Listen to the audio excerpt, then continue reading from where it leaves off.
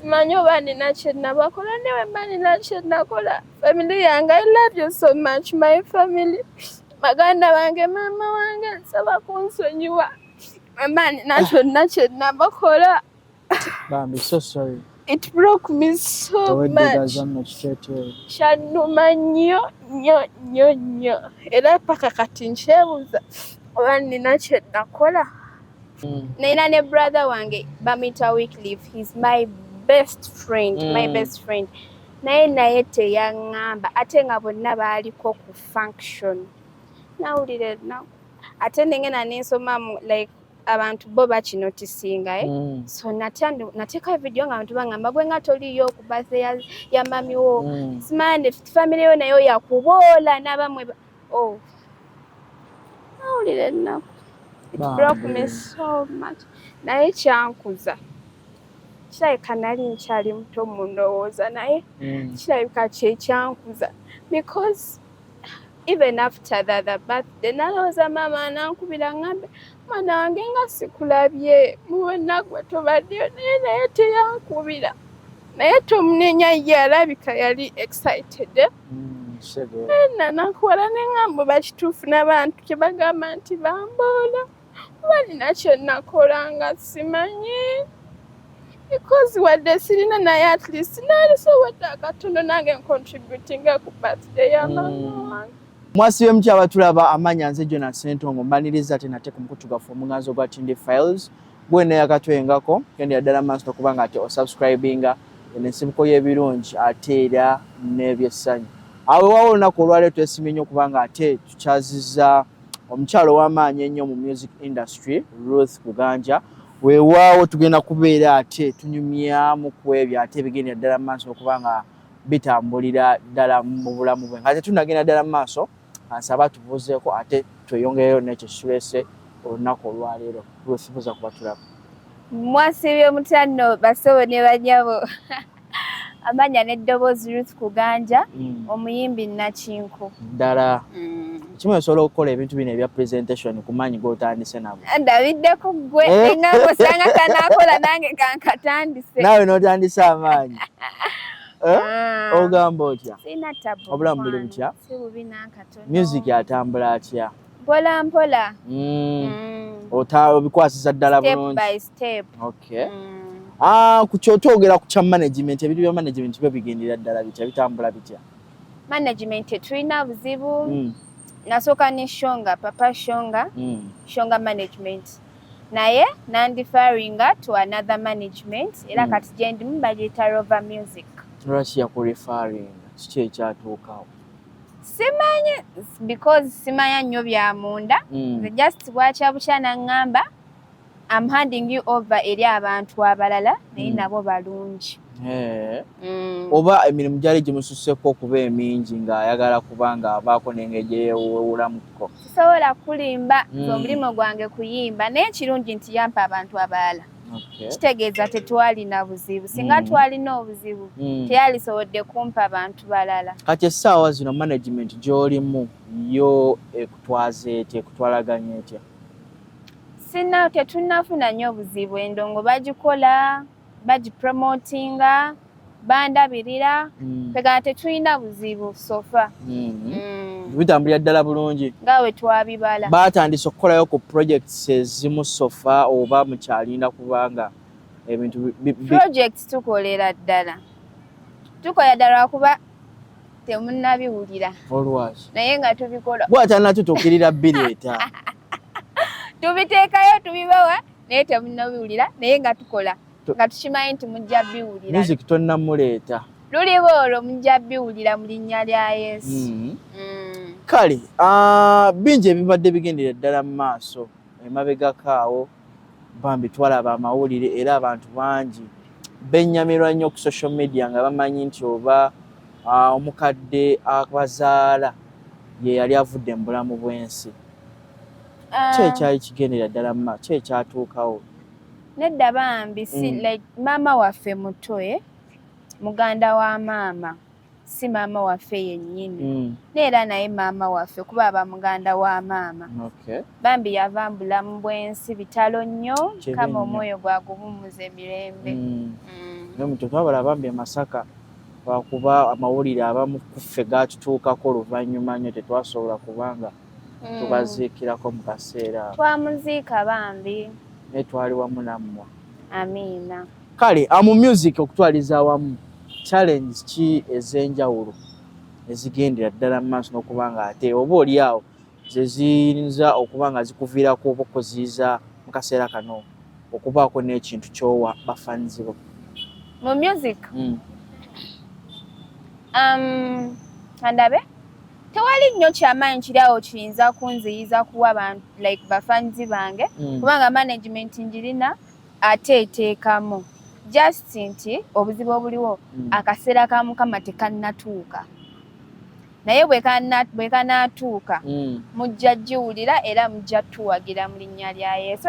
Owedde bampagira abantu abafanzi olina Ruth erinnya lyo kweriri ku ground abantu bakutegeerera ddala music oba mumanyi ekitiibwa kya Mukama temujjango oyinza okuba weewamu ka music break omanyi abakyala naye Jona kyogamba nawe mimba wange tobuwulira mbuwulira naye kyeŋŋamba kye kino okukola appearance mu bantu olwawo nnyo okulabika mu bantu okakasa abamu era kwe baali batandisa okisera nga balowooza oba oli lubuto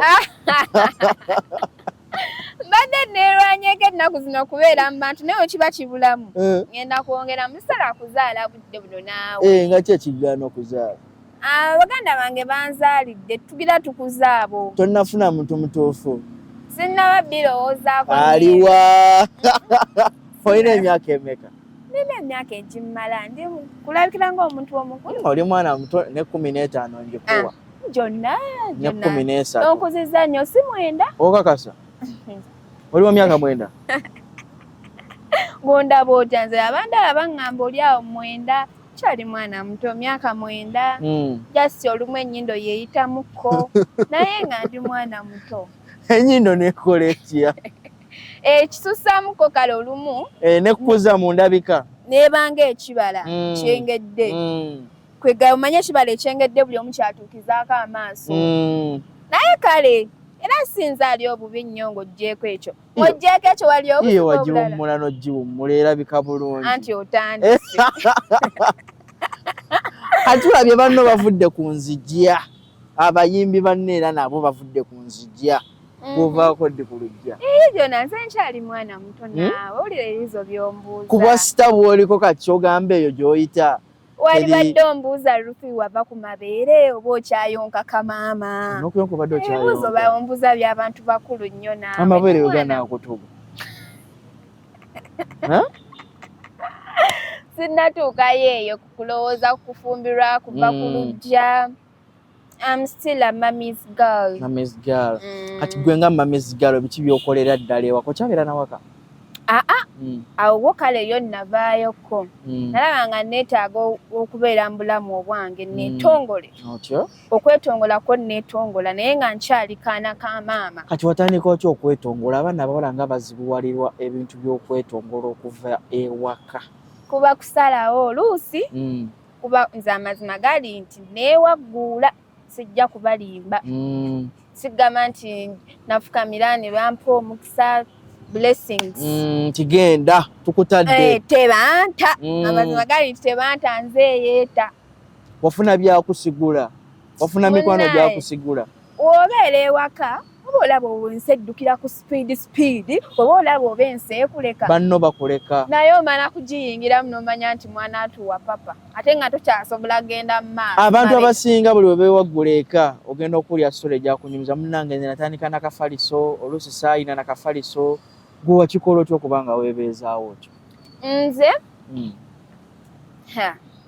simanyi naye bambi Mukama alina engeri gyantekako ekisaa kye ebintu nze byekola byokka sijja balima nti hasolinga mbu ngenda nenjiriba siiriba mazima gali nti siiriba okola mulimu ky'omulala byekola sewali Jona sigenda kulimba era ndongo gyenfokasinzeeko naye olabiraawo ng'ebintu byekoze olabiraawo ng'eza rent ozifunye olabiraawo ng'oguze ekitanda olabiraawo nga katibyo kaleese nga tokakaalukanye nga tobbye ate nga tosabye Mukama kwegamba gwe true definition yo ga musimanya Mukama agabirira olaba agabirira binyonyi ebitasiga ebitakungula zenga tangabirira munnaye kale oba ndowooza nenge bw'oli gaalo child ali oyogera wakagaalo child nkitegeera mukama ayina engeri gy'atulabirira abaana ab'obuwala ogenda okulaba akasente k'akaviiri tusinza businza nti osaanidde yesu abaffe kijja buzzi kati ye embeera etambulira ddala ekyo ebintu bitambulira nga we babibala oba kusomozebwako mwekuli okuva weetongola sisobola kugamba nti life is at its best but at least because waliwo wendi nga tabala we beegomba okutuuka naye ng'ate nange nina ebinyiga wendi olumu bikalubamu ng'era omanye site olunaku teruba lulungi nkitegeera olumu n'oyiribamu ne bikalubamu neera neemala ne bitereera obulamu ne butambula kati bweba kakiggwe nga girl child bwe wandibadde owo omwana omuwala ali eyo ali mu myaka gyo nga tannatekinga step kubaako kintu na kimu kyakola okubanga obulamu bwe abuteeka ku level oba obulamu okubanga butambulira we weegombesa kati omwana ow'obuwala ali mu myaka gyange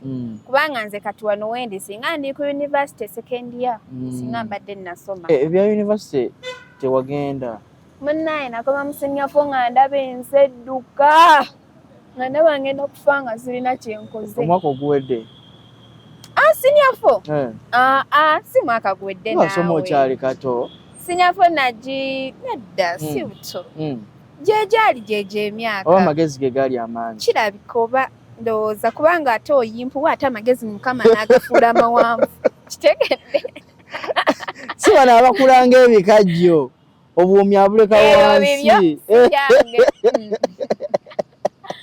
otyo kati mune na branchingira okusiniyafo neŋŋamba kanyingire site kanjiribe naye nga singa mbadde nasoma nga neeyongerayo singa ndi ku university second year kati gwe omwana ow'obuwala ali eyo alinga nze munnange buli kimu kirina obudde bwakyo topapa mukama waba yagamba nti kiriba kiba kiriba buli kimu kikole mu time yakyo oba budde bwa kusoma soma bw'oba olina ekirala kyoyagala era obudde bujja tuuka okikole kubanga nze wano wendi njagala gaana nina okutuuka ekiseera nenzirayo nensoma ogenda kuddayo osome nina okuddayo nensoma nakoma kumpi nnyo kiki wali osinga okuba nga oyagala okuba nga osoma oba nga osomerera nali njagala kukola bwa law nali njagala kubeera lawyer era nze subjects ezannyumiranga nnyo zaali ki English ne literature akazungu kategeerera ddala nali nkategeera tumaleko sho yonna nga twogera oluzungu mukwano nali nkategeera naye olwannyo mu bantu nga mmwe abooluganda obyerabira wakola ne liiti nali literature student ate bamanya abaana ba liiti banange nematira nze nali mwana wa liiti ng'osoma bunovo bwonna naye gobanyi chemistry lumu omanyi chemistry subject yo nali sijagala ddala nga nekkuwa ne wansi w'ekitanda okakasa nga nekkuwa wansi w'akadde kange bituuse ebigezo bya chemistry kati lumu omusomesa yankaka nkola ekigezo nali sita ku ssomero kuba ebiseera ebyo omukulu wange yali sereebwe kati nga nange ndi sita ezo osimanya zipate biki nze awangula ne muganda naye nga kituuka mu kiraasi ezo subjects za science ng'omutwe gwo mukalu kwezo subjects kwezo naye ati naye tokisusa tomuyita mukalu omusomesa yajja n'asoma Ruth Kuganja ye gwe asinze mu eno subject yali chemistry mumukubire mu ngalo abaana ne bakubira engalo jangu mu maaso n'ekipapula kyo ofunye 0.5 out of 80 ngenge mitegeerako ddala ebya chemistry nawo nga chemistry bambi yali yannema mukama nzase naye omusomesa wa chemistry waba nzijukira era yankuba nnyo kibooko naye chemistry nga yakusaasira bambi n'agamba ono biganye katumuggyeko ngala asome luzungu lwe naliiti nga lwenkoze nnyo era nga yefuna 10 mba nkoze nnyo nkuba amaserebule negamba weewaliriza nnyo era nga ne maama kugamba Ruth wanogezezzaako aye nga wotwala eka lipooti nga balaba ku chemistry mu arts zo nali kabejja nga sibeera below 90 ezo zo nga ndi kabejja naye sciences muganda wange ne biology science ezizonna ng'oggyeko math naye nali kabejja. Adde mmanyi nze yali obubinzi ekka bwe kituuka ku bya science naye we mpulira ate eriyo ennaku. Kati ate eyo bye byasingira ddala okunkomya mu siniya 4. Olyango okusoma kunyiye. Ogenda ku HSC olina okuba strokinga sub-math simanyi oba kati neŋŋambe nanzire. Wandikoze nti no strokinga ICT. Nati nali nkola baŋŋamba mbu nali oba njagala kukola hero kozi kigwayo kitya? History, economics ne literature. Herebera ddabo ero olwo n'ekirala awo ekya ero. Literature ne Luganda. Simanyi. Oluganda ddyo tewalukola? Luganda lwannemerawo. Ate olufaanana. Ate ndufu twakula tugera Luganda tulina kitulufunyemu kale wadde lwe lulimi lwaffe. Ndufaanana naye gwe nga natandise okwogera Oluzungu jjonna. So ologeremu ku Luzungu Ruth Katini. Ojja kutya oyagala interview tutandike? Kibuuzo kiddako nkitandike mu Luzungu. Interview saagala ogindekere. Kale soka weeyanjulemu ko Katini mu Luzungu ne ka biographical Katini. Madde nsaba tusigale wano ontegeerera saagala kubuza nnyo. Nja kutegeera. Saagala kuwesa makona. Kale nasomako ku liiti mu senior 1. We nakomawo mu senior 1 okusoma liiti. Trials of Brother Jero. Ko wali okasomye kaka katabo. Akatabo. Shaika mu maaso manga bulala ku bwatyo. Twasoma Betrayal in the City. Atagalala. Simanya omwalimu gosusse mwanyi. Okole wakasoma. Simanya Sacred, simanya Heart. Simanya kale nkeera bidde kale mbwera. Mwasoma bulala ku bwaffe. Kituufu bwali bulala. Twasoma bulala nnyo. So kati byebyo munnaye. Naye tukozesa Oluganda tofaayo. Oluzungu ng'olutidde nnyo. Nsaasidde ggwe. Sirutidde nze nsaasidde ggwe. Kati mu kaseera kano maama ye ali mu mbeera kitakumiisinga wamu ne taata ne muzeeyi. Mama twogera ku ssimu ne taata bonna twogera ku ssimu nogenda n'obalabako sometimes kubanga sigamba nti ndi bweru mbali kumpi nnyo. Ogenda n'obakyalirako? Obwo si buzibu. Bambi omukwano gw'amaama ogenda n'okukuluma n'obakyalirako? Bakyalirako kubanga nseera maama gwe nnina okwagala sinnafunayo kaana. So omukwano gwonna nguyiira maama. Kati mu biseera byo eby'eddembe bw'oba toli mu zino hasuza music biki by'ogenda ddala mu maaso okubanga ate weetuusaako gwe ng'omuwala oba ng'okola?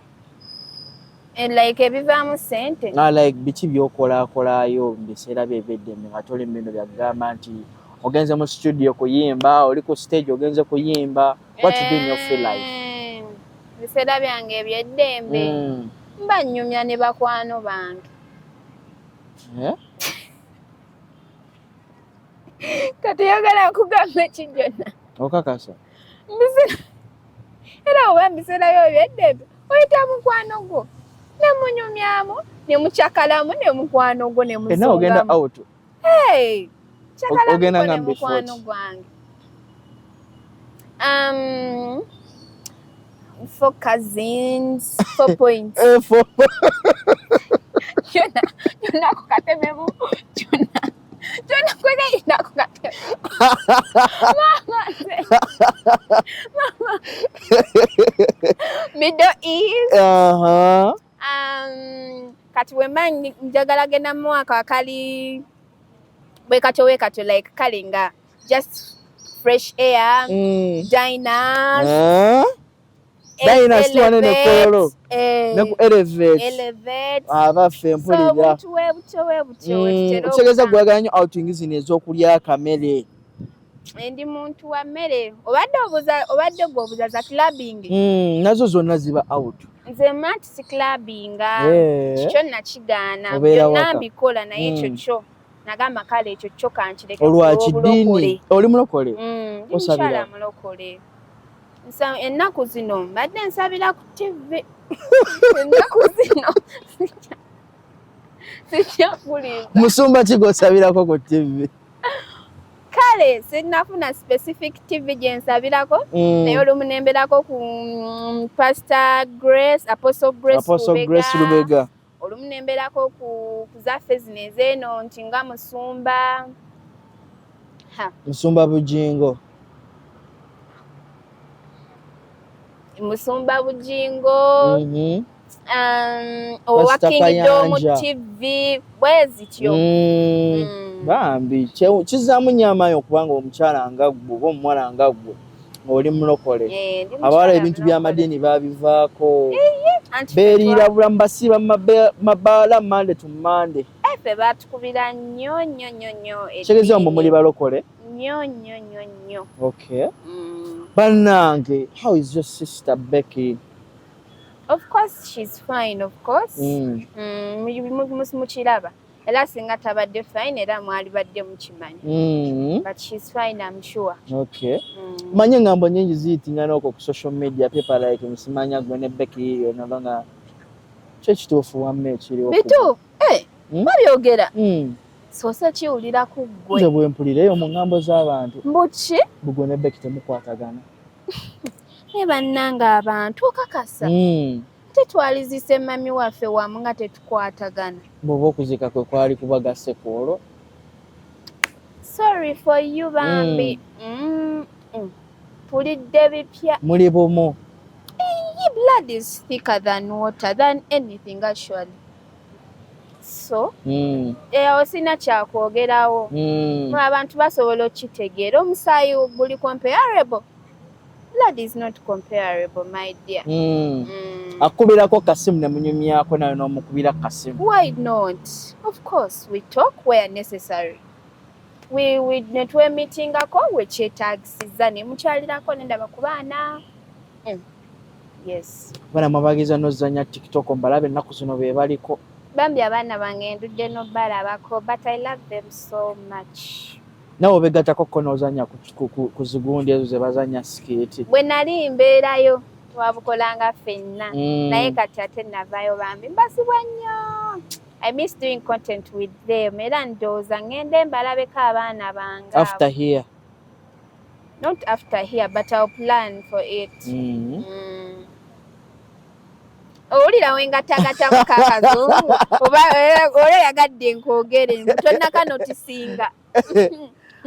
Kati mnatuyita ku mbaga mikolo ebyo sinza ino byogera Jona kozeera ne bye mwamanya sinze yabyogera so era we binatuuka era nnyini byajja kubyogerako kale tetujja nnyo kwesiba ku ebyo tudde ku byaffe nga tumaliriza olinayo projects empya zandyagadde abantu bategeere.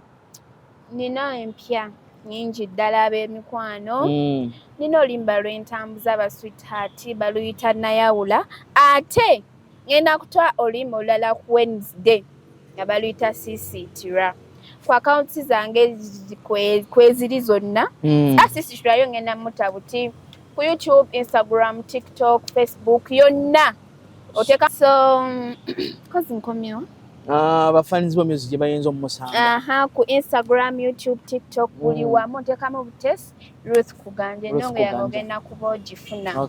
Oluyimba nga olutambula ennyo baluyita naye olaba mbisaba ku challenges ba sweetheart. Nange ngenda kukola challenge. Jona oyogerera wano. Ngenda kukola challenge. Jona nja gikubanja. Ngenda kukola challenge. Kulira amazima gano ngenda kubanja. Jikuteere nako nkugambe yiyo linki genda okebera. Ontaginge. Ontaginge.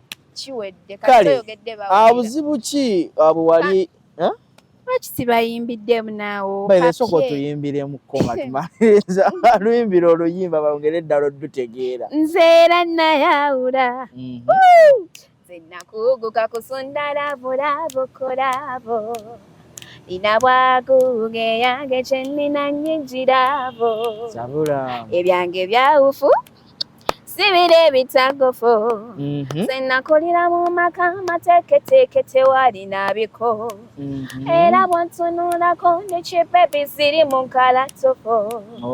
Nze nazaalibwa mu mataala mu bufaanyi obuwukyawukya ne bannyiga ne bawumbawumba ne nfuuka ekimuli bulujja littaka lya kyapokota linkayana.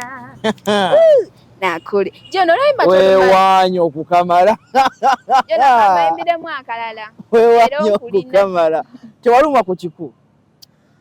Nditaka lya chapa naye akakayimba ko nakayimbira abafanzi bange ge mazima kuba ebiku byatuluma ewaffe. Nale mayigo tolomwanga ku kiku. Tetwakulira mu geeti ge mazima. Naye gye bali abaana eyo kyo balaba mbasaba muluntulire mu kuba nkimanyi gye mu. Ngenda dutuulamu. Jona kanyimbe kati ke ngenda okuta. Kale. Naye nsaba ko nyimbe mazima za kugambye nsaba. Maama ow'eddoboozi eddungi essendeekerevu tusaba tuyimbire mu kayimba kakapya k'ogenda okuta. Okay, thank you. The floor is yours.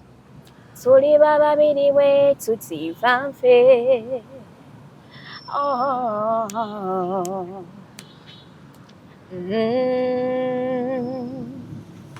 Tugaba n'omutima bye gwogera nange.